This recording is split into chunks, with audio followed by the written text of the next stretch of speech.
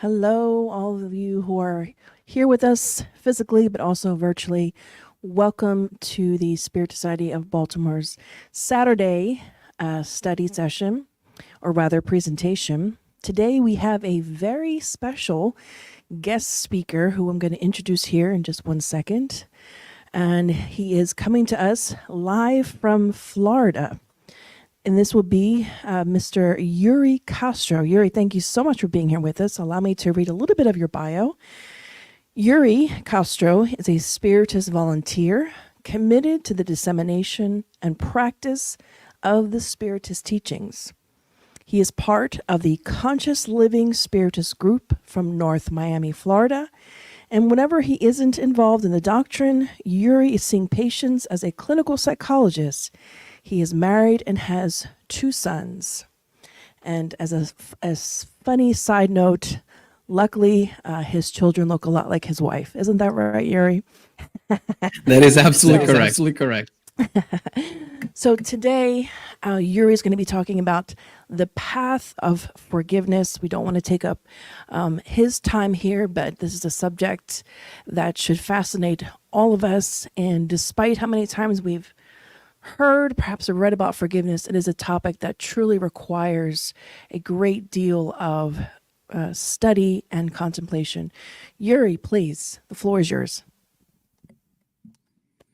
Thank you very much. Should I start presenting the slides now? Yes. Okay. Good evening, everyone. It's nice to meet you. It's nice to be here today. Thank you so much, Daniel and Kirsten, for the very kind invitation to join you. And whenever we're doing the prayer, I always ask that the spiritual benefactors, they can help me be an adequate instrument to pass on to these teachings so I can potentially instruct minds and inspire hearts. And the topic today is a very delicate one. Whenever we're talking about forgiveness, I know it's not easy. It's something that we, I believe, at some point have all struggled with and may still struggle with. So I want to bring some concepts that will help us understand some of the obstacles associated with the path of forgiveness and the path to forgiveness, as well as the blessings that will come along the way. So I want to start off today's presentation by showing you this animation, this picture, this drawing here. And you don't have to say it out loud, but just in your own minds, think to yourselves, which one of these 3 is perhaps the path of forgiveness? Is it maybe like the hard one on the left there with the rocky terrain, sinkholes, the treacherous path? Or maybe is it the one on the right that says that's the easy path, free, clear path ahead with maybe some plants and flowers along it, or maybe something in between? So that's something that I want you guys to keep in mind, and we're gonna bring and revisit this idea later on in the presentation. The act of forgiveness is, like I said, it's something that is, and Kirsten already mentioned it, it's something that should fascinate us because it is often so hard for us to truly grasp what it is, what it entails, and above all, I think, to put it into practice. Unrestricted forgiveness, focus on the word unrestricted here, emanates from noble feelings, from true attitudes, and it is part of our evolution as immortal spirits to grasp and hone in to this virtue, this such an important virtue of forgiveness. And it is, one of the pillars, as we'll see, of noble feelings such as love. And then I want to ask everybody that's there, people online unfortunately cannot participate in this, but I want to do an exercise. I want to ask each and every one of you, is forgiving or asking for forgiveness a hard thing to do, or is it an easy thing to do? And this is what we can do. This is what I'm going to propose. Daniel, if you can show me the audience there, I'm going to ask them to do 3 things. I don't know if I can see them. Yes. Okay, good. I want you guys to, if you feel comfortable, please, to participate in this. So you can close your eyes. Everybody close their eyes. And then number 2 is, I want you to raise your hand if at any point in your life you have struggled with asking for forgiveness or forgiving someone or forgiving yourself. So if you've struggled with forgiveness, with your eyes closed, raise your hands. Maintain those hands up, those who raise them. And now I want you to open your eyes, keep those hands up, and look around. Open your eyes, keep those hands up, and look around. As we can see, we're all on the same boat here. As you see their hand, you guys can lower your hands now. Thank you for participating and being honest and open. We can see we're all in the same boat because we do struggle for to reaching the path for forgiveness. We do struggle to either ask for forgiveness or even forgive someone or even forgive ourselves, because that's also a big part of forgiveness as well, as we will see. And understanding, again, just through this simple exercise, we can see the importance of forgiving. And as we said before, what are some obstacles then? Because there are obstacles in this path. I put just a few of them there because maybe just the obstacles themselves could turn into a full lecture, a full presentation here. But I put pride, selfishness, arrogance, wrath, pessimism, vanity. Like, these are but a few of the obstacles in the way of acquiring and exercising this virtue of forgiveness. Waiting for the other person to ask for forgiveness, that's also an obstacle. How many times, perhaps, have we waited for someone else to ask for forgiveness, or we ask for forgiveness, but they don't forgive us? Or even ourselves, towards ourselves, the relationship that we have with each and every one of us, and we have asked for forgiveness, or are we hard on ourselves that we don't forgive ourselves for our mistakes? Those are very, very important obstacles that we must understand, and we must, number one, know about them so we can conquer them. And I thought of this Latin sentence, I guess, or a saying that goes, "Nemo dat quod non habet," means one cannot give what one does not have. And this applies to forgiveness as well. We have all gotten here through our own evolution. We are, like I said, on the same boat in this planet at this time right now, and nothing occurs out of nowhere, or like nothing is coincidental like that. But we have all had very individual paths to getting here. Some of us may have mastered some virtues, or perhaps we are like on our ways to mastering some virtues faster than others, but not other virtues. And we oftentimes try to see ourselves or see our actions through our own eyes when it comes to someone else, instead of seeing through their eyes. And then we expect something that that person maybe does not have yet. They have not acquired, they have not internalized yet, so they can externalize it. And this also becomes an obstacle when we're talking about this very important path of forgiveness and path to forgiveness. On the book Psychograph by Chico Xavier, by our dear Emmanuel, that's called The Way, the Truth, and the Life, there is a message there, number 177, called Conventional Opinions. Okay, so, and I brought the message here. So it says, "Do not become excessively attached to the crowd's judgments. Habit and conventionalism exert a great power over it." And this is, yes, this is another obstacle in the path of forgiveness, because oftentimes we're too attached to, oh, what are other people going to say? If I do forgive this person, what will they think of me? Or if I go and I ask for forgiveness, when we both made the mistake, what are people going to say? What are they going to think about me?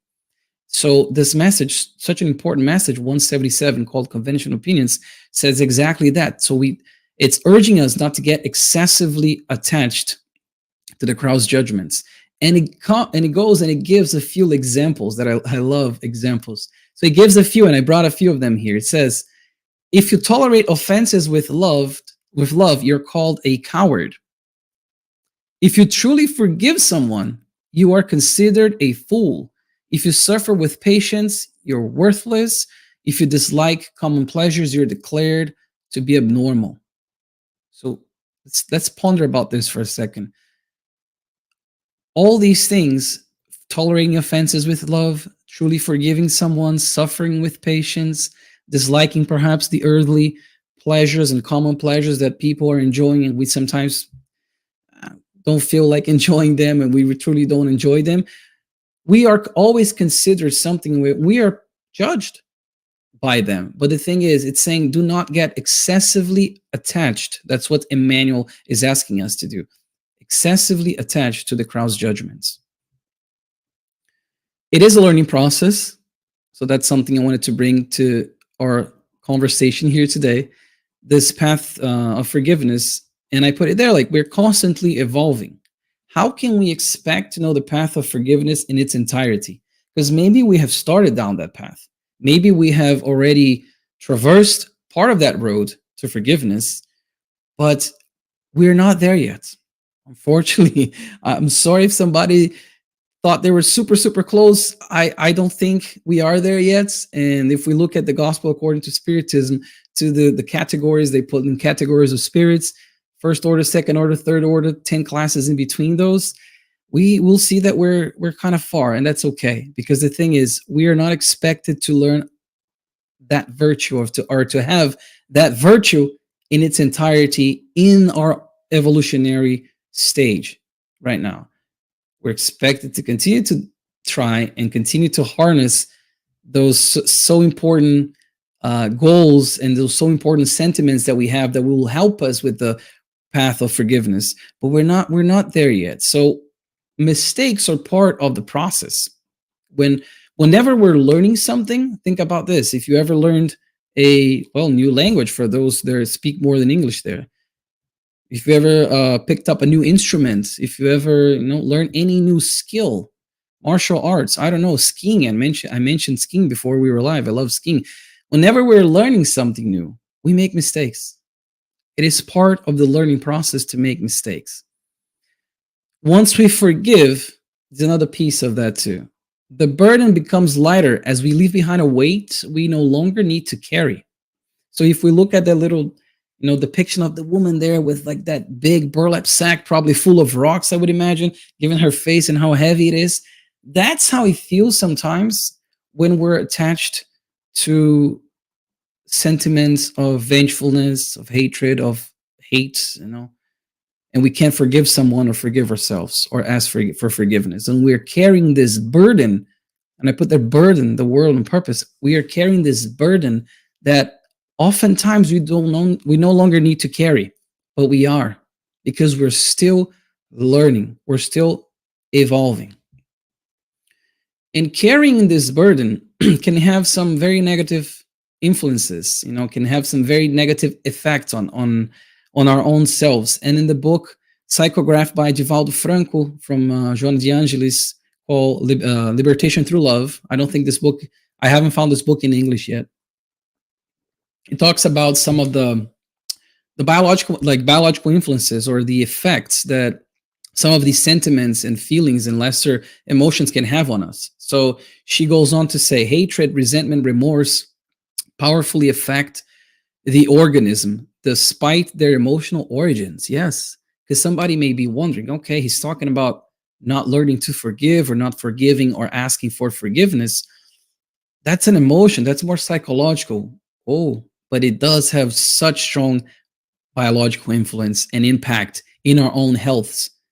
For this flesh that we are right now, this vehicle that we are inhabiting, for those that are incarnated, because there's also the discarnated perhaps listening to this, but it does have these effects. So she says the damaging vibrational loads that are thrown by the mind into the central nervous system will affect the circulatory system with negative results for the respiratory system, at the same time that the endocrine glands will be harmed by these energies, sending them to the immune system, which is destroyed. We see how one thing, it's almost like, I think of this as a domino effect of sorts, of these externalized and even like the thoughts that are being thrown by our minds, because thoughts do have great power. And I'm sure in the many years of SSB, you guys have had talks and have studied about the true power of the thought, how we can modulate, create, destroy things.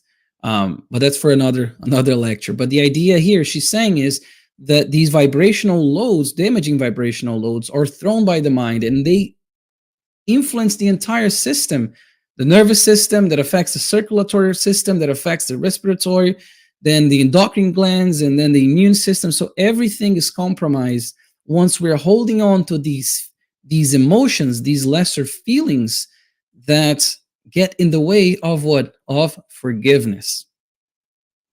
And she finishes by saying, a large number of organic illnesses and psychological disorders arise from what? Troubled feelings. She's saying organic illnesses, so the biological component, and the psychological disorders, let's call it the mental component, arise from troubled feelings, from emotions, from something else. So that's not psychological necessarily or organic, but they all influence these systems. So once again, bringing to our minds the importance of learning the path of forgiveness. If we go to the gospel according to Spiritism, they talk about 2 ways to forgive. Oops, should be problems there. It's in Portuguese. And avoid future problems. So there's 2 ways there. One is the noble and great way that they call, and let's say that's the A trajectory there when we're talking about evolution, okay? Noble and great, the first way to forgive. So it's truly generous without any hidden thoughts, which delicately avoids hurting the self-esteem and susceptibility of the adversary, even when that same adversary has no justification for his or her act. So this is a way to forgive without any hidden thoughts, and it delicately avoids hurting the person that supposedly hurt you, even if the adversary has no justification for his or her acts. That's what it says in the gospel. So like, even if they had no justification for hurting you, for offending you, you still forgive them, and you do it delicately. That's number one. Let's call it the A path, the A trajectory. Number 2 is when someone, that's the B one, okay? When someone who has been offended or thinks they have been offended imposes humiliating conditions on the supposed adversary, making them feel the weight of the pardon, which can only cause further irritation instead of calming, it says. Upon offering a hand to the offended, this is not done with benevolence, but rather with ostentation, so that the person that extended the hand may say to the others, look how generous I am. So we can think about these 2 different ways to forgive and really ponder, which one have we been doing perhaps, which one have we done in the past more than the other, which one do we want to be doing, which of those 2 ways do we want to adopt and internalize and then externalize it. So in other words, one is the forgiveness that comes from the heart, the other is from just the lips, just words that are empty, and they carry hidden thoughts, as they said in the gospel according to Spiritism. And the lack of forgiveness, and I said that avoid future problems, whenever we're thinking of problems to ourselves and to other people, one thing we discuss, and we have plenty of examples in the Spiritist literature, are cases of obsession. Obsession due to a lack of forgiveness. There was one that I came across recently in one of the books by Ivone Pereira. The book, I don't think it's in English as well. It's called Love and Hate, the name of the book. And it was a case where a family, I think it was maybe like 5 individuals, discarnated. So they were there in spirits. They weren't incarnated anymore. They were obsessing this other family of 8 or 9 people, incarnated family, drove 2 of them to suicide, and a third one they almost managed to drive to suicide. So the obsessors, and then we dive into their story, their background. Okay, what's happening here? Why is this? Why are these like spirits obsessing, being like obsessors to these other incarnated spirits? And they found that, and this is Bezerra de Menezes. They found that what happened was that the family that is incarnated and is now suffering with like multiple uh, suicide attempts, and also 2 cases of people dying by suicide in their family. Some of those members, the most important members, let's call it the mom and the father and like one of the sons, they were back in the middle of the 1500s. They were part of the Inquisition in Portugal and Spain, and they had completely destroyed this other family. There was an Orthodox Jewish family. They put them through insane tortures and eventually death, and everything before death, like the torture, the humiliation, the confiscation of their everything that they have, all the everything, like the money, the property, everything. And because of a lack of forgiveness, the family, this is back in the 1500s, they stayed and from the spiritual plane obsessing like these other individuals, becoming like true spiritual obsessors for over 400 years.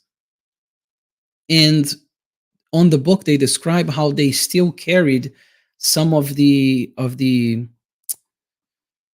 marks of torture, like with the nails, with like the eyes. And I'm not going to go into much details here because it's very graphic. But the main thing fueling that connection, that destructive connection, was the lack of forgiveness. And if that doesn't bring to mind like the importance of forgiveness, I don't know what else can bring to mind. And of course, somebody may say that's a bit extreme, but that happens. And at its core, it's forgiveness that's there, and it wasn't there. So that made me think, and I said, that's something that I can bring to this talk about forgiveness, because it was at the core of their issues there. Imagine 400 years. And I always like to bring as well, I guess, given my background, my professional background, I like to bring some views from clinical psychology as well. And forgiveness is a big one. Some people will definitely perhaps need the assistance of a therapist, but at the very least, I think that we should phrase things, that we could phrase things in a way that it's going to be helpful even in the journey to forgiveness, of understanding. And I brought it here like the 4 phases of forgiveness. So number 1 is the uncovering phase. During the first phase of forgiveness, you will improve your understanding of the injustice and how it has impacted your life. The decision phase, which is number 2, is in that phase you gain a deeper understanding of what forgiveness is and make the decision to choose or reject forgiveness as an option.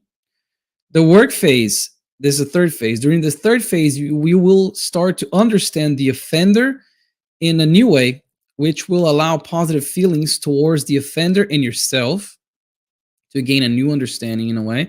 And the deepening phase, the last phase there, during the final phase of forgiveness, you will further decrease the negative emotions associated with the injustice. You may find meaning in the experiences and recognize ways in which you have grown as a result. And I think the last part of the last phase there is one that is very cathartic. It's very interesting to understand the ways in which we have grown as a result. So in the ways which we have grown as a result of what happened in the path, the journey, the arduous path to forgiveness, and how we have grown from our experiences, because we cannot control exactly what happened to us, but we can definitely understand and learn and grow from that, and see also how responsible we are for those things that happen to us. So, and this is again one of the many psychological approaches that will help somebody in the road to forgiveness. But I thought this one was a practical one, and one that I wanted to bring for you guys today. Moving along, we can also see that in the book, The Astral City, in Portuguese, Nosso Lar, which talks about the spiritual colony, there's a passage there. There's a conversation between Laura and André Luiz, who is the narrator of this book. It's a book, Psychograph by Chico, and there's even a movie that was done in 2010 about it. And she says this, she says, many spirits will spend centuries trying to overcome bitter feelings of hatred and resentment during their early sojourn.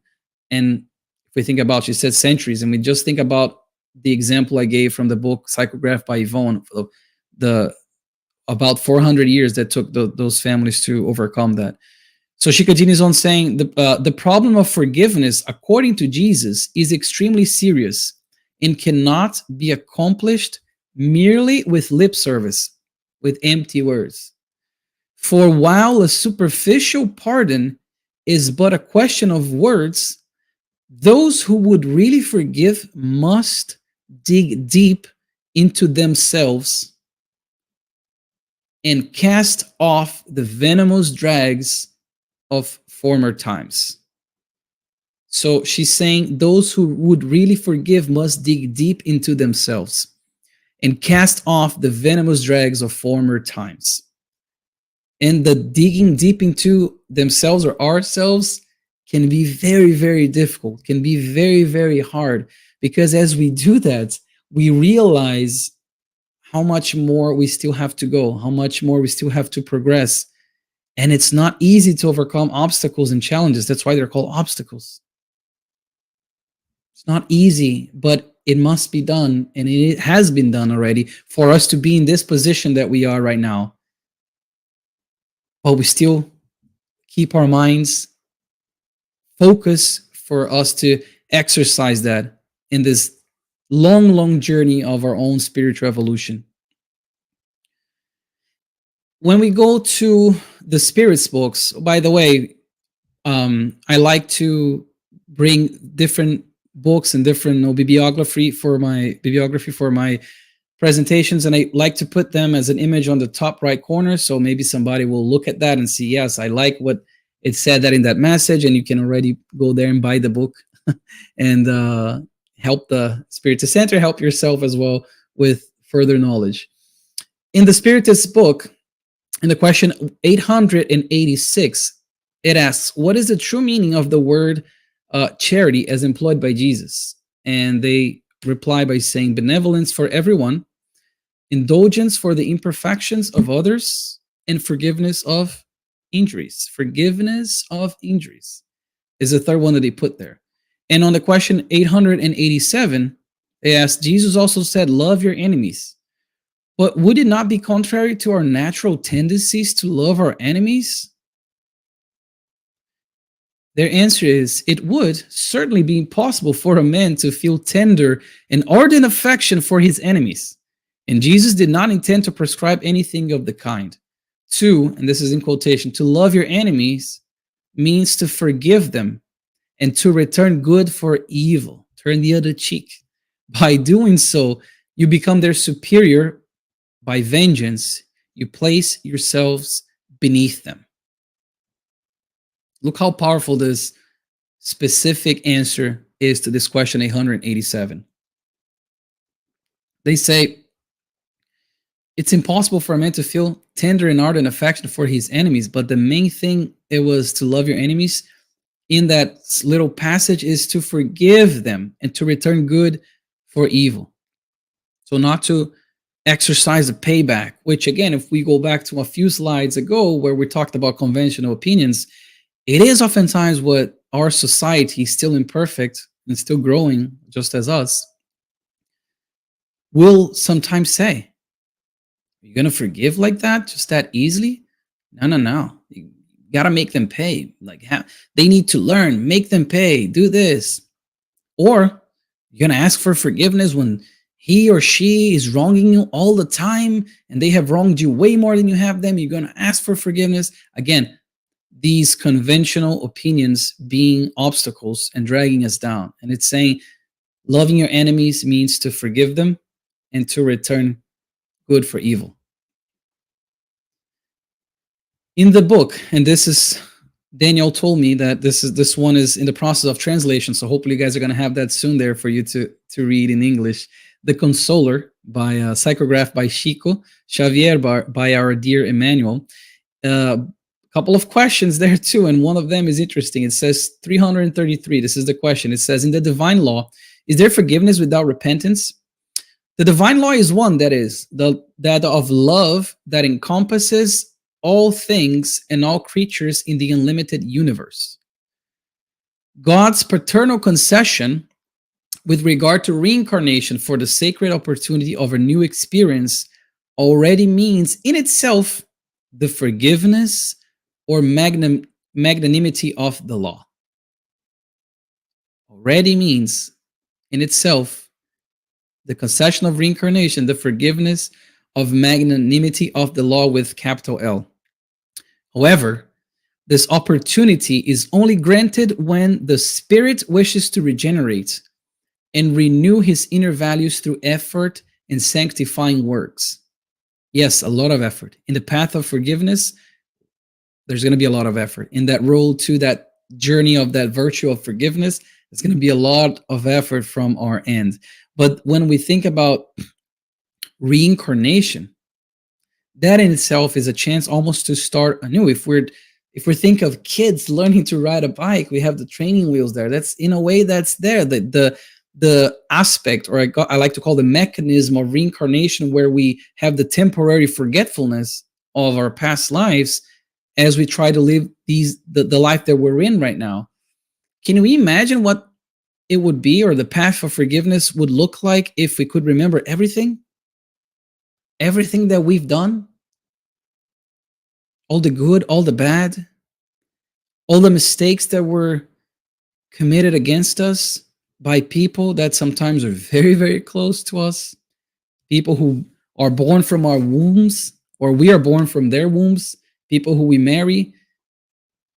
Can we really forgive, or can we really find in our hearts to forgive or ask for forgiveness if we came with all that baggage, boom, right there from past reincarnations? It would be extremely, extremely hard. It's already hard as it is. But with a temporary forgetfulness, in a way, like I said, with the training wheels of the bicycle, we're getting some help there, because we can meet them in a way of where love permeates the relationship, instead of already knowing what that person did to us or what we did to that person in previous lives, or in the spiritual plane as well. So reincarnation in itself is a beautiful, beautiful mechanism that helps us in the path of forgiveness.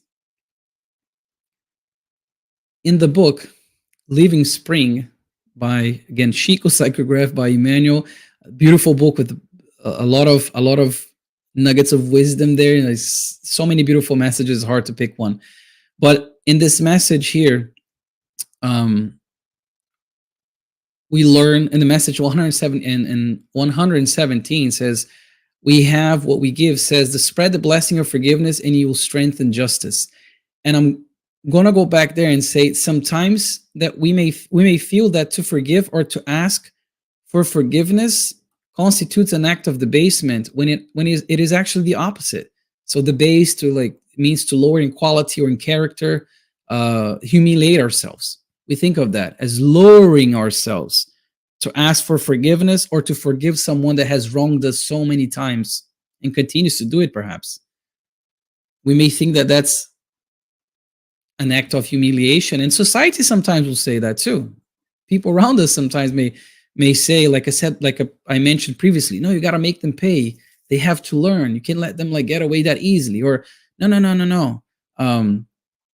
So again, it is not. It's the opposite. To forgive is actually to rise. So it's an act of rising up and not an act of debasement. It is more blessed, and I brought this passage from the Bible too, from Acts 20:35. It says it's more blessed to give than to receive. And that applies to forgiveness as well. We're more blessed to give that forgiveness than necessarily to receive, because oftentimes people, like I said, we have had different journeys to get to this point that we're in through multiple reincarnations. Sometimes people will give us forgiveness even before we ask, even before we try to get their forgiveness, they will give us. But when we give that forgiveness, it's coming from us. So that's the blessing behind that. And I mentioned in the beginning of today's presentation the obstacles and the blessings inherent or associated with the path of forgiveness. And then we arrive at humility. As we're talking about the basement or rising or lowering, etc., we have to talk about humility because this other virtue plays a big role in the path of forgiveness. Humility is an essential component in that path. When we put ourselves in the position of fallible apprentices and we understand that we're here to learn, we're still learning, we're still finding our ways through mistakes, and we're learning from them, we can begin to understand the need and the value of having forgiveness in our hearts. Jesus, this is in the Gospel according to Spiritism, Jesus put humility into the category of virtues that bring men near to God. That is one big sentence right there. That's a heavy, important sentence right there. Can you imagine the humility being the category of virtues that bring men near to God? And I said that humility is important to the path of forgiveness. And the material plane that we're in our own evolutionary state, sometimes it is hard because it's a lot of experiences and trials and tribulations, expiations. It's very hard at times. But we'll talk about the 70 times 7 that Jesus also taught us, and through his 33 years only, that he was here with us, he taught so much through words and actions about humility. And I'll give you one more too about humility in the book. It's called Seifa de Luz. It's not translated yet. Harvest of Light. Message number 2 is entitled "To Forgive." Says, with the help of silence and the power of humility, we can exercise forgiveness. So he's saying that the help of silence and the power of humility, we can exercise forgiveness. It helps us in that road to forgiveness. In the book Living Spring, I brought another message for you guys. This is message number 159 called With Love. And in it, Emmanuel is going to say, those who love their neighbor know, above all, to understand. But if we really do love the brother or sister in our path, the scenery of our life changes because the light of love bathes our vision. Therefore, love. He's saying this is an invitation. Love in the imperative form here. And just as mud can never offend the light, offense can never touch you. And he goes on by saying, you will learn to listen without disgust, even if crime reaches your ears, and you will help your adversary even when you feel offended, because forgiveness combined with complete forgetfulness for the blows you have received will arise spontaneously in your spirit. Wow. Will arise spontaneously in your spirit. Can we imagine that? To me, feels very far from my own reality right now, but can we imagine that? And that will happen. And he finishes by saying, just as tolerance is natural for the spring that receives the stones that are cast into it. Beautiful message named With Love, titled With Love, message 159 from Living Spring. And I underlined 4 words there because this is, among a lot of things that I think Emmanuel does very well. One that I love that he does is when he uses these almost like opposites. And if we dig deep into the text, we'll understand he's saying mud and light. He's saying the stones and the spring. So these analogies with the light, love, and the spring, tolerance, serenity. And he's using almost opposites to that. The mud, thick, viscous, dirty oftentimes. And the stone, rough, coarse. But neither of those two things, mud or stone, can impact light and the spring. So love and tolerance and serenity. And I think this is a beautiful thing for us to think and take with us from this amazing message 159. So in the path of forgiveness, and we talking about everything that takes there, we learn without a doubt that forgiveness is a gesture of love. Along with gratitude and other pillars, is one of the pillars of love, of this, the greatest sentiment, the greatest virtue, even, and feeling of all, which is love. And Chico Xavier used to say, forgiveness is a lesson so hard that Christ left it to the last part, to the end. And he even said too, this is Chico saying, that the courage of love creates the blessing of forgiveness. The courage of love creates the blessing of forgiveness, to show how these two things are interlaced and they play off of each other. But again, forgiveness is so fundamental with love, and love is part of the path of forgiveness. What about self-forgiveness then? We talked about maybe forgiving others, accepting when others when other people ask us for forgiveness. So what about ourselves? Because sometimes we are our harshest critics, but not our biggest cheerleaders, in a way. After our mistake, and this is from the book Happy Life by Joanna, which a message was read at the beginning of the meeting today. After our mistake, let us not fall into the pits of remorse and despair. You cannot allow yourself to be consumed by regret. It only has the function of making you aware of the harm done. Forgive yourself, encourage yourself, and then, missing an end there, and then begin the task of repair.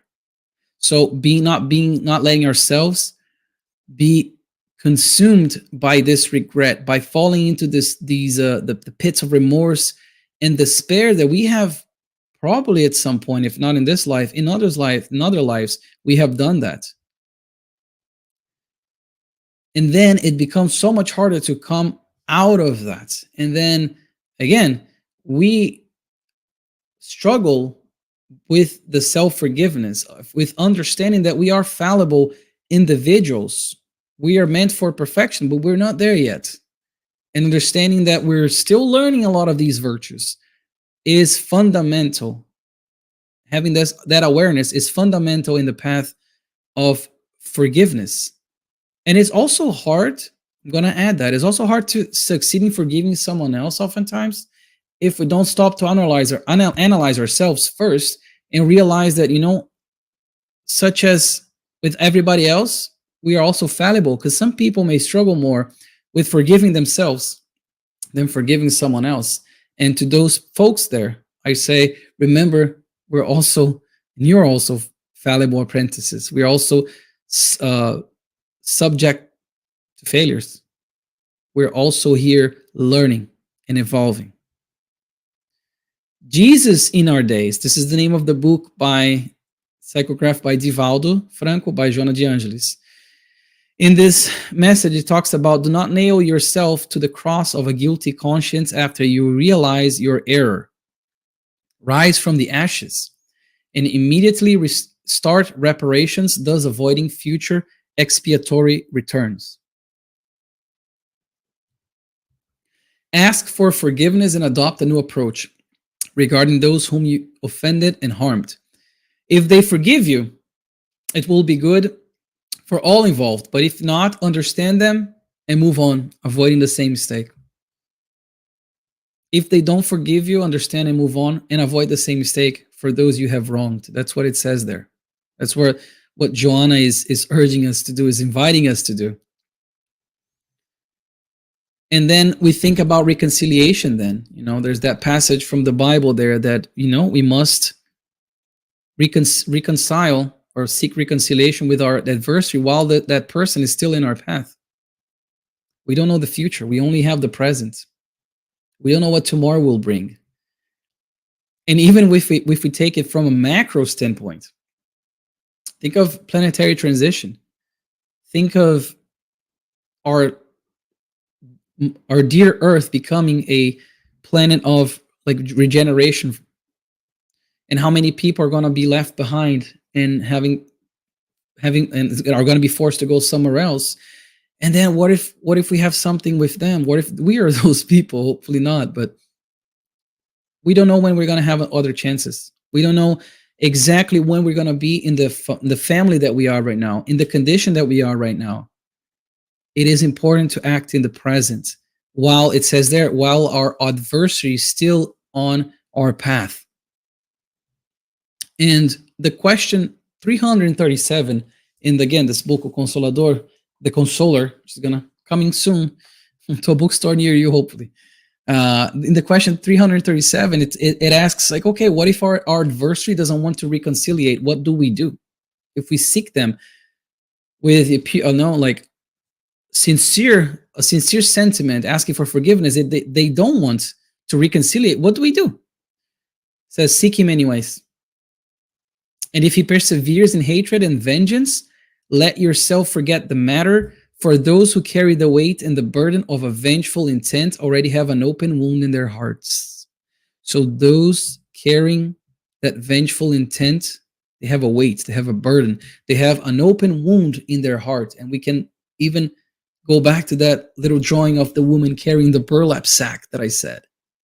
It's filled with rocks, and it's an analogy for like these sentiments, these lesser feelings that we experience when we're faced with the obstacles of forgiveness. It says, if the adversary doesn't want to make amends with you, seek him anyways. Try anyways. This is the book, The Harvest of Light. Hopefully, again, translation is going to come one day. And this is message number 21, the best for us. And it talks about on days when offense hits us in the face, forgiveness, much more than a blessing for our supposed offenders, is and will always be the best for us. Those who harm us or hurt us often find themselves so attached to their own distress that deep down they suffer more than us. They suffer more than we suffer, which is similar, which is congruent. That's why I like to bring a lot of different books to these presentations to show the congruency of information, how there's this parallel of information. They suffer more than we do, those people who carry that, and they find themselves so attached to that vengefulness. So we, on those days, it says there, when offense hits us in the face, forgiveness, much more than a blessing to the other person, is a blessing for us. It's something that will help us perhaps even drop that burlap sack that we spoke about before. Going to the Bible, and I think whenever we talk about forgiveness, we think about that beautiful encounter between Peter and Jesus, where Peter asked that question. So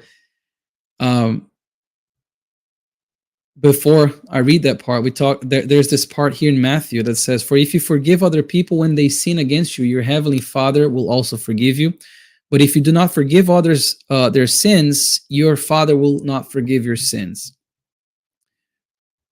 Saying how we must act and not so much be preoccupied with what other people are doing. And in the passage that I mentioned, Peter comes to Jesus and says, Lord, how many times shall I forgive my brother or sister who sins against me? Up to 7 times?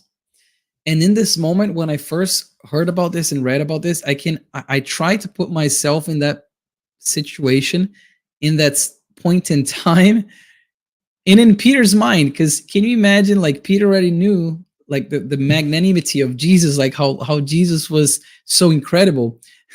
So when he asked that, I think that he was thinking, I'm gonna volunteer a number here that's very, very, very high. Because imagine, somebody forgiving once is hard, twice is extra hard, but 7, maybe 7, up to 7 times. And then Jesus answered, I tell you, not 7 times, but 70 times 7. That's 490 for those who didn't want to do the math right there. 490 times we must forgive, he's saying. And can you imagine Peter receiving that and thinking, wow, I thought 7 maybe was a lot, and now 490? Interestingly, when I was researching about this specific verse in different versions of the Bible, some of them said 77 times, not 70 times 7, which is way less than 490, but it's still, I would say, a very high number. But we'll go with the one that I found the most, which is 70 times 7. And we even, in the Gospel according to Spiritism, there's that passage too, and it mentions 70 times 7. And there's the story too with Chico about this woman that came to him, and she was so fed up with her family of her mistreating her, and they didn't want anything to do with her. They were disrespectful to her, offending her and everything. And then she came to Chico and she said, like, Chico, I've goes something like this, like, Chico, I understand that we must forgive 490 times, and I've done that to my husband, my sons. I've done that. And then Chico was like, okay, Emmanuel is right here next to me, and he's saying it's not 490 like in total. It's 490 for each offense. For each offense. So that goes to show the importance and the weight that forgiving has in our own evolutionary path, and how hard it is, 490 for each one of them. In the book, The Way, the Truth, and the Life, there's this message number 24, called The Corroded Treasure. And it says, we must work industriously to eliminate the corrosion, and that's in quotations there, that has attacked the treasure of our spirits. It is indispensable to grasp the perfect selflessness and unconditional forgiveness of the gospel story so that we may truly move forward to meet Christ. So he's talking about, Emmanuel here is talking about unconditional forgiveness. And we've seen before in previous slides about unrestricted forgiveness. And the corroded treasure. Look how, again, Emmanuel with the beautiful analogies as always, bringing the physical aspect with the spiritual and the psychological and the emotional so well, saying about this corroded treasure and how the unconditional forgiveness of the gospel story is so important. And then we may truly move forward with Christ once we do that. And then Jesus also said, about Jesus, in the book, The Way, the Truth, and the Life, message 170, called Spiritual Control, says, the cross did not change his serenity. And while on it, he asked forgiveness for the crowd's ignorance.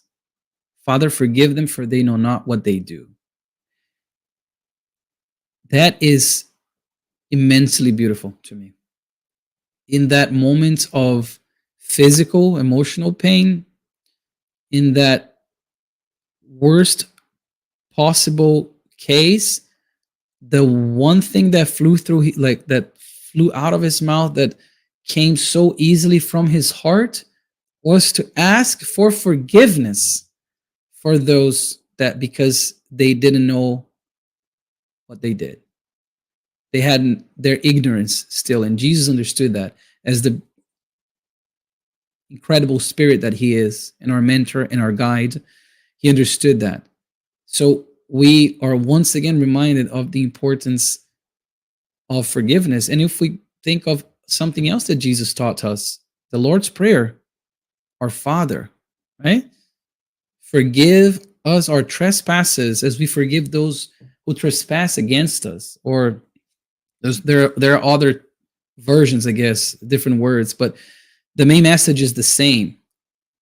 And how many times have we said that prayer, maybe without even stopping to realize the weight of those words, as we forgive those who trespass against us?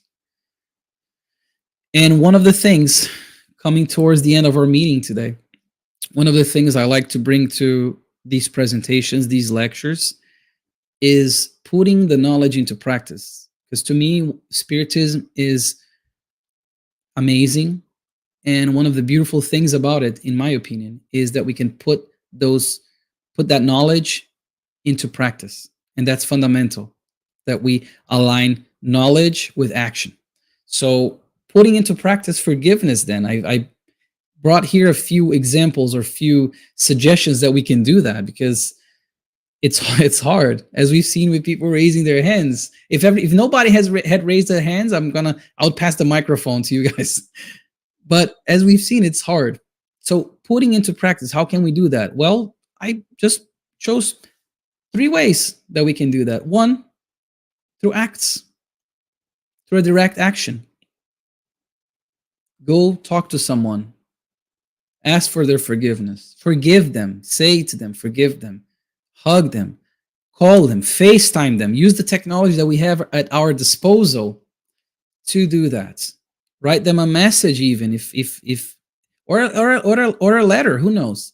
But translating that forgiveness into an action. The other one, the second one, the one in the middle there, is through prayer. Through a sincere, heartfelt prayer, we can exercise forgiveness as well, towards others and towards our own selves as well. So in your prayer, you can pray and you can put words there, true words coming from the heart, regarding someone that you want to forgive or that you want to ask for forgiveness. And you can put that into a heartfelt prayer. The third one is through thoughts. Like I said before, I'm pretty sure you guys already have had lectures about how the thoughts can modulate, create, destroy, how our thoughts truly matter, and what we think, what we emanate from our minds. Put somebody like that in your thoughts. Send forgiveness their way through thoughts as well. And in this way, we're going to be practicing. And I think it goes from hardest to easiest, perhaps, on those 3 that I have on the slide there. We can put into practice these lessons in the path of forgiveness. And to end today, I brought again this image here of the 3 roads right there, the hard, the medium, and the easy road. And I ask again, which one do you think is the path of forgiveness? And I'll give you a hint, something that Chico said, Chico Xavier, and he used to say, and I quote, "Emmanuel tells me that the person who learns to forgive has a clear path ahead of them." So here's a plot twist, perhaps. The path of forgiveness is perchance the one on the right, because Emmanuel is saying that the person who learns to forgive, meaning the path of forgiveness, the path that we traverse on once we forgive and we learn to forgive, is a clear path. It's not the one all the way on the left, the treacherous one. That's the path to forgiveness. If I may play with the prepositions a little bit here. But the path of forgiveness, and isn't that the path that we want? The one on the right, where it's a clear path, devoid of these stones jutting out from the ground and these sinkholes? It is. But once we start to internalize and act on the forgiveness that comes from our hearts, Emmanuel says we're going to have a clear path ahead of us. And that is beautiful. And I hope we get there. But we got to work to get there. But we will get there. That's the hope. That's the piece of hope that I love that Spiritism brings, is this hopefulness that we will get there. We need to act. We need to study. We need to put into practice, but we will get there. So today, my brothers and sisters of Baltimore and those watching us online, I hope to have approached this topic with the delicateness that it deserves, but also giving words of hope to us so we can continue on our journey. I leave you then with this amazing quote by Chico, and I wish you all a very, very blessed week. Thank you so much. It's truly a blessing to hear and be reminded of it. Dana, did you want to kick on the light? Yeah. Thank you so much for that, Yuri. I wanted to go ahead and open up for questions, comments, feedback, whether online or here in our physical space. Do we have any? We have some online. Do you want to go to online first? Okay. This comes from Sarah. How do you deal with someone who doesn't want to forgive you? It's a great question. So for that one, Sarah. Oh, I can hear myself back there. Can you guys hear me? I'm getting like okay. Now I guess Daniel fixed it. So for that one, Sarah, I'll bring again the idea of that was brought by the question 337 in the Consoler. It says about reconciliation. We must ask for forgiveness from our hearts and still carry on, even if they don't forgive us. That's what Emmanuel is urging us to do, even if we don't, because he says that the burden then stays with them, and he even used the word of an open wound. So the open wound in their hearts if they don't forgive you. But, and again, we cannot control what other people do, but we can definitely control what we do. So for that, the piece is we learning to ask for forgiveness. When we truly ask for forgiveness, if somebody doesn't forgive us, we must still try, I'm going to say, and then move on and continue, because they will find it in their hearts, hopefully sooner rather than later, one day to forgive. Because in this evolutionary path that we're all in, we're all going to learn these virtues, some quicker, some slower, but we're all going to learn them.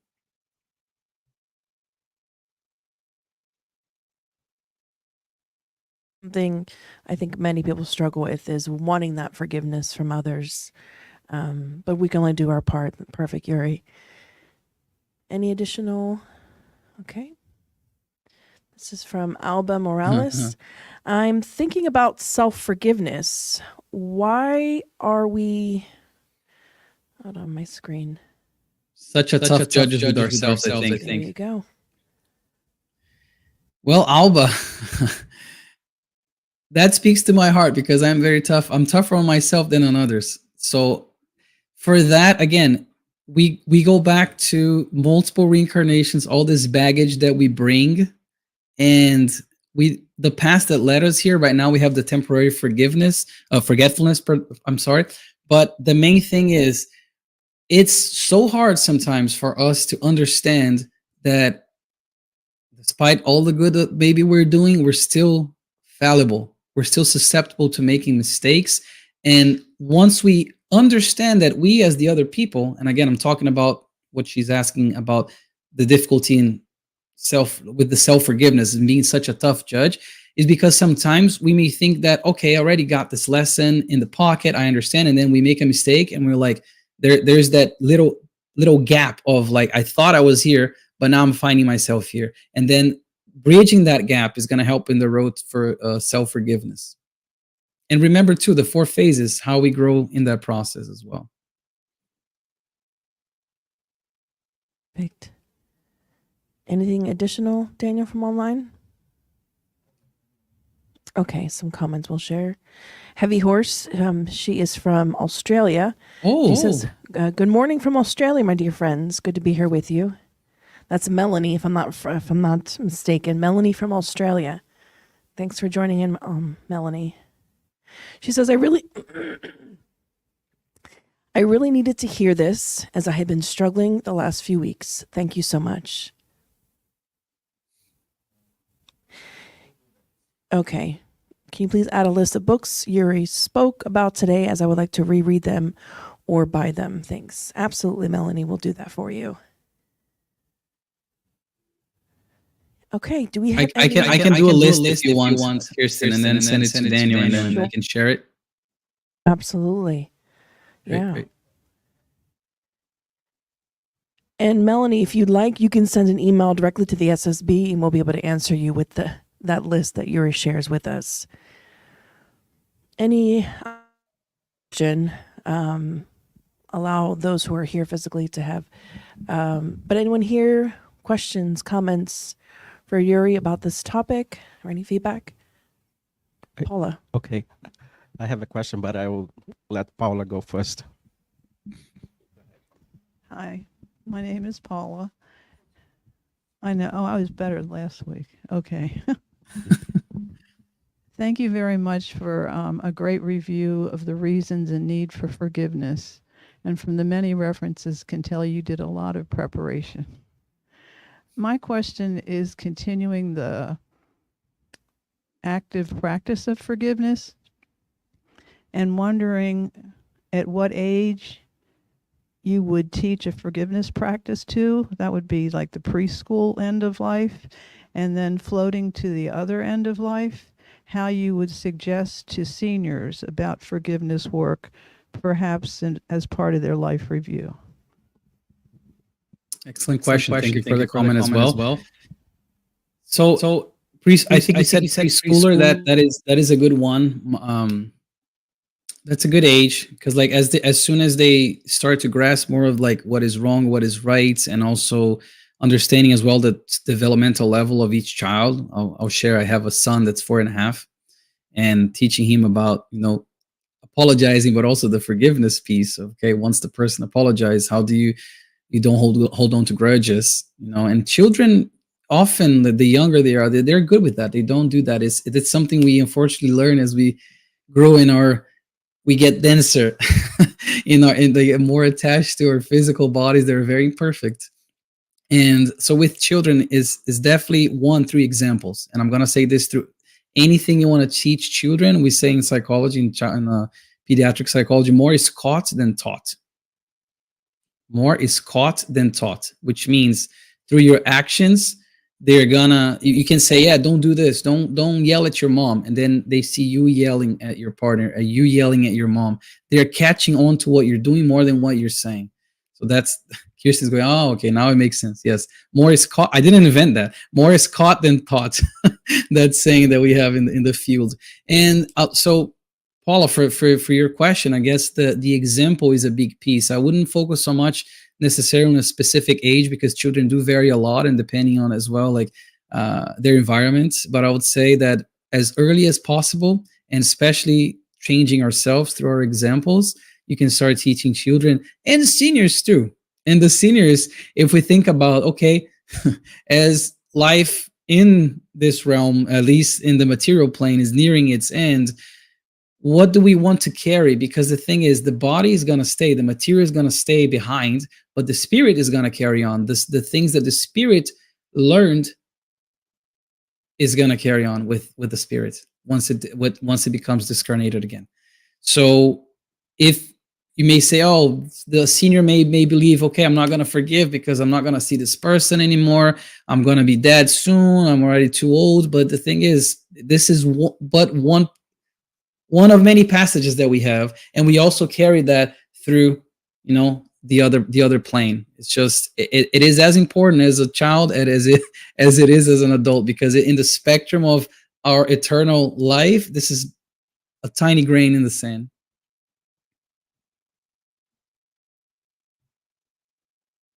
Oh, you're muted. So can you hear me now? Yes. So caught, not taught, right? More is caught, CAUGAHT, than taught, as in the past of teaching. Oh, you're muted again.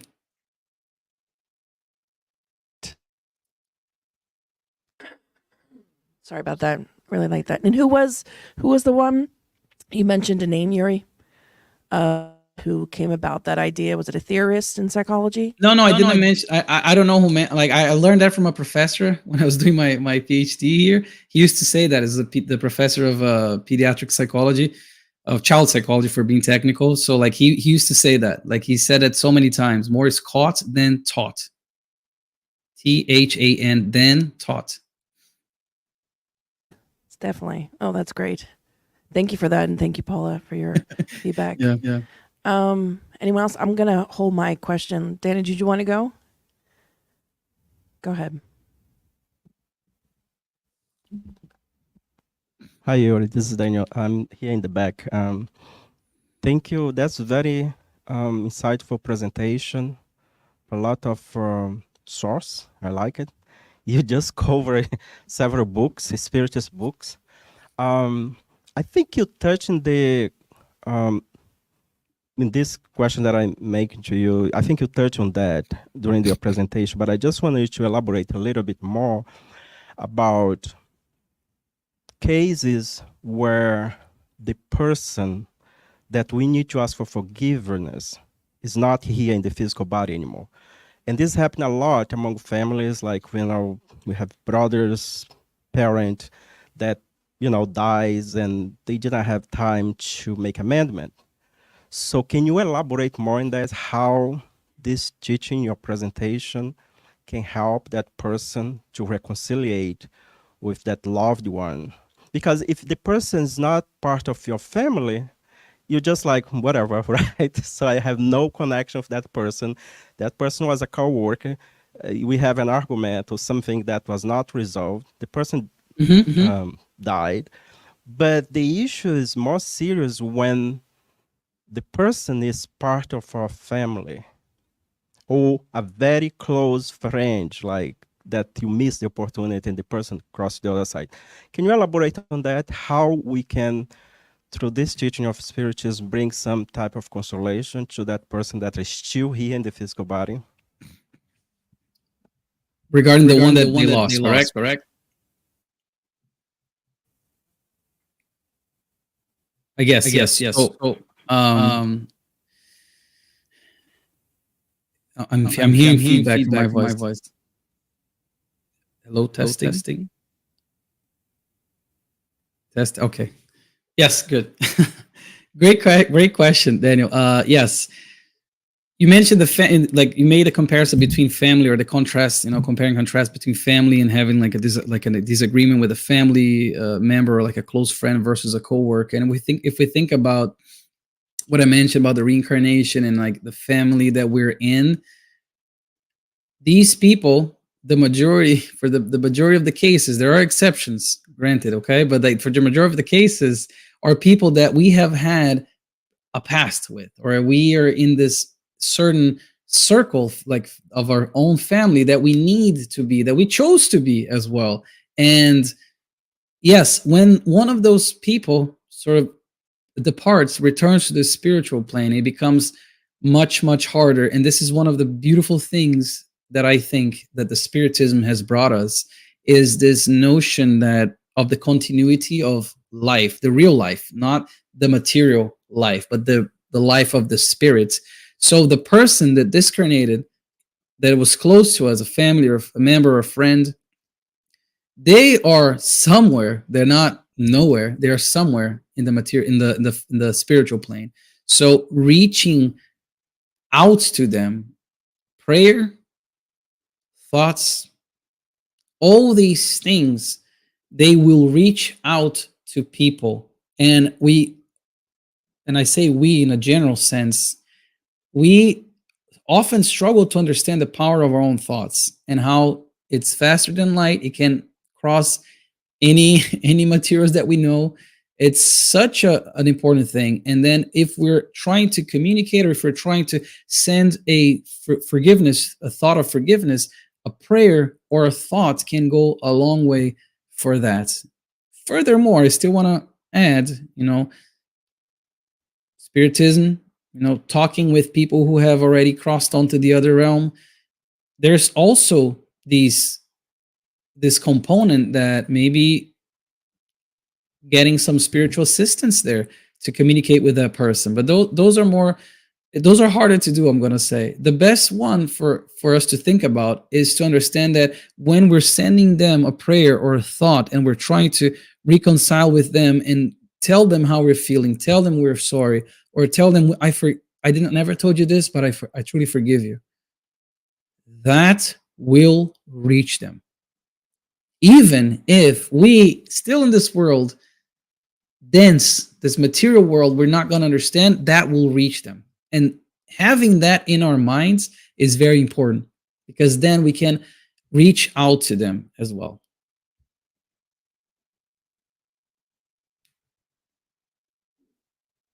You're muted. Oh, yes. Go. Okay. I was just saying, perfect. That's fantastic. So my question is, so Joanna DeAngelis. So we know that we have the blessing of forgetfulness when we reincarnate, right? But Joanna DeAngelis, I don't recall which book it's in. She tells us that although we have forgetfulness of the past, there is something, I believe she refers to it as emotional memory. So, and we can see that when in unexplained cases, for people who have feelings of sadness for no reason, or go into a place and don't have no memory of it, but they have those emotions that pop up, whether they're to a point where it's truly impeding their lives or not.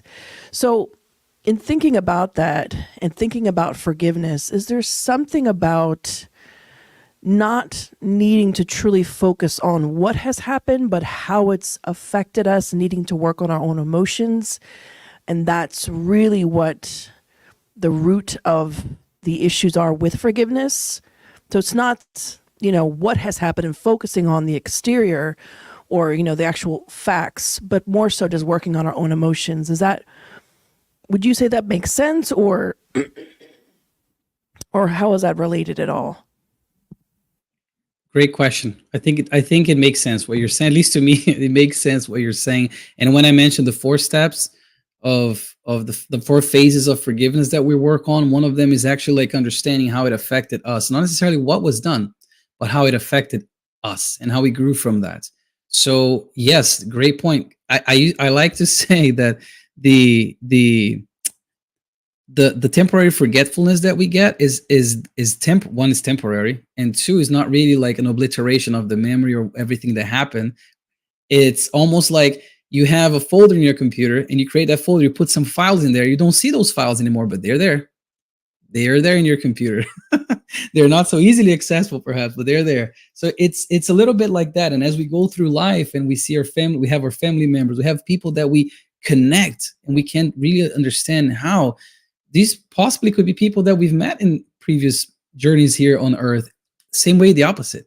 People that we somehow have an animosity, or like we really don't like them. And it could be things from other lives, and then so that in itself, it's more important. I think I agree with what you're saying. And I believe that it's more important necessarily to understand how it affected us and to move past and get it truly like internalize that forgiveness necessarily without knowing what was done, who did what to who. Did that person kill my family in that other life, or did I kill their family?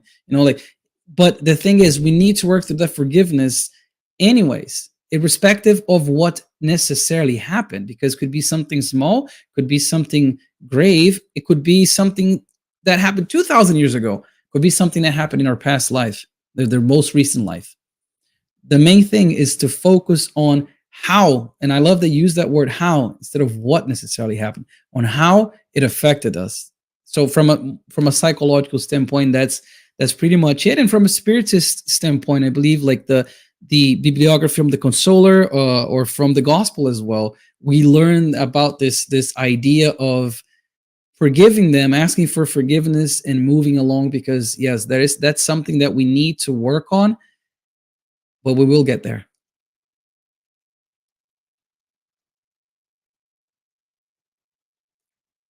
And Daniel from online. Great. So I get to ask one last question, and then we'll close for this evening. So it's really popular right now, Yuri. Social media is pretty popular, right? The social networking, everything from TikTok to Facebook to X, formerly known as Twitter, and things of the like. So what has been really popular lately, not lately, really for I'd say the last few years, is this idea of cancel culture.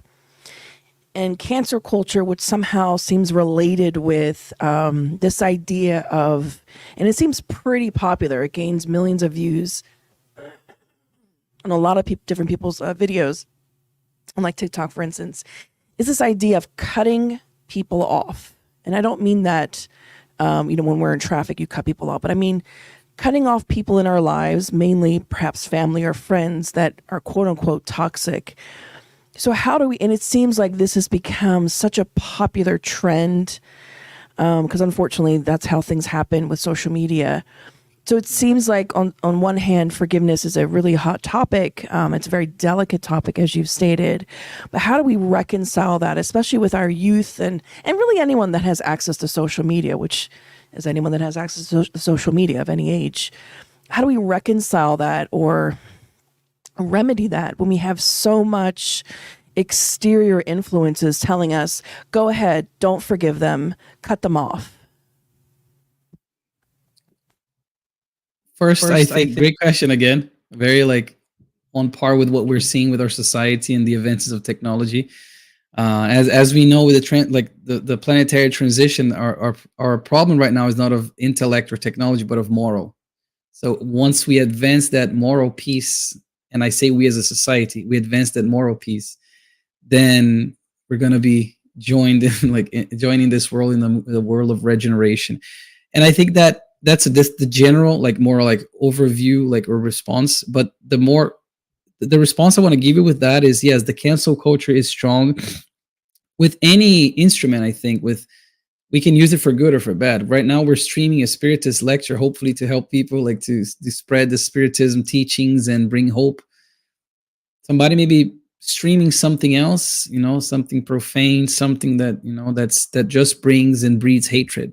So the technology itself, it's not even the issue. The issue is how we're using it because of our lowered morals right now. And I believe that when you mentioned the family, for instance, the whole thing with the youth and understanding how cancel culture and how we can I want to cut this person off from my life. I don't want to talk to that family member because I'm going to cancel him like I do with people online, etc.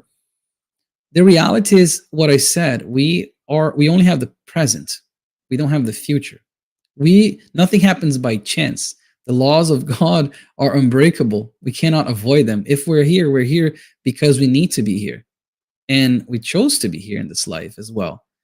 We asked for this opportunity to reincarnate and undertake a new challenge. So if we cut that person off, who, let's say, back in the spiritual world, we said, I want to come back as their son, as their wife, as their daughter, to reconcile, and then we're cutting them off, we're missing precious time. We're missing out on a precious opportunity to mend those wounds that were open and are still open probably. And we don't know when we're going to get that opportunity again. So this awareness piece, I think, is the key in what you're saying, because the awareness of the gravity of the situation and the importance of not falling into these, what Emmanuel said in the message 177, The Way, the Truth, and Life, conventional opinions, do not get overly, excessively attached to the crowd's judgments, to these conventional opinions. So people say, you shouldn't forgive them. You should cut them off. Cut them off from your life. We don't know when we're going to get an opportunity to work on ourselves and to mend the situations, the issues we have with that person.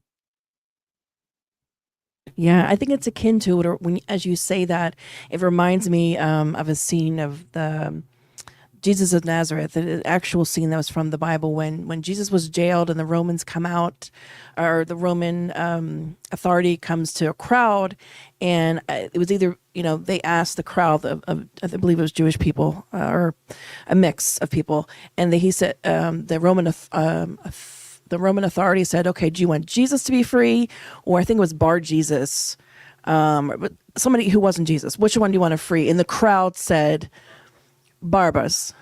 I know I said Bar Jesus. Barbarous.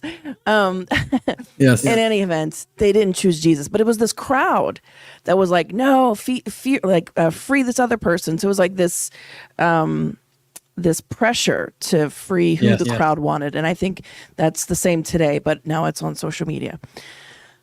Great talk. Thank you so much for staying and doing a Q&A with us. Fantastic. Truly, we are very blessed and we're grateful that you came and gave this talk, Yuri. And we hope you'll come back in the future. And with that, we wanted to close out our session for this evening. And we're going to end with our prayer as well. Thank you. Okay.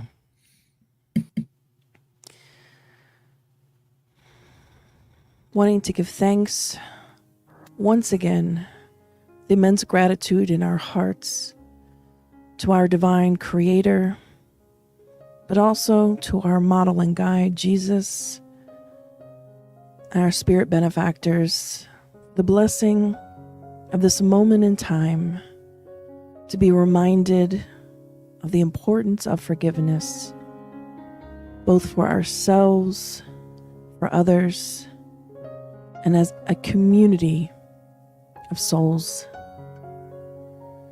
Dear God, may we take this lesson into our hearts, into our minds, into every fiber in our being, so that it might renovate us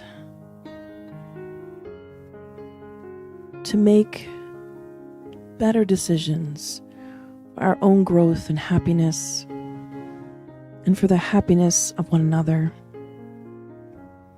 May you bless our brother Yuri for taking the time to share and remind us of these teachings. And we hope, dear God, that these loving vibrations, these teachings of forgiveness, may be able to reach the masses in both realms of life. May this vibration and thoughts of love and forgiveness travel far and wide to all of those who are ready and willing to hear it and take it into their hearts. We ask, as always, that we may continue to work on ourselves, to work in this loving environment together, to continue in this space to serve others and one another, with Jesus always in our hearts and in our minds. We end this portion of this evening, and so be it.